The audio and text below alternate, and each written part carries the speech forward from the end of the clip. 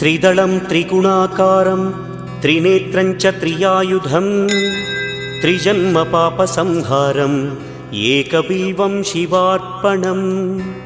त्रिशाखैः बिल्वपत्रैश्च अच्छिद्रैः कोमलैः शुभैः तव पूजां करिष्यामि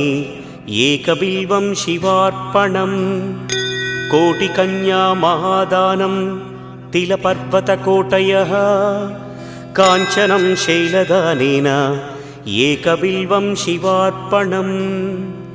काशीक्षेत्रनिवासं च कालभैरवदर्शनं प्रयागे माधवं दृष्ट्वा एकबिल्वं शिवार्पणम् इन्दुवारे व्रतं स्थित्वा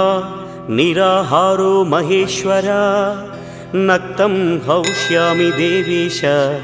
एकबिल्वं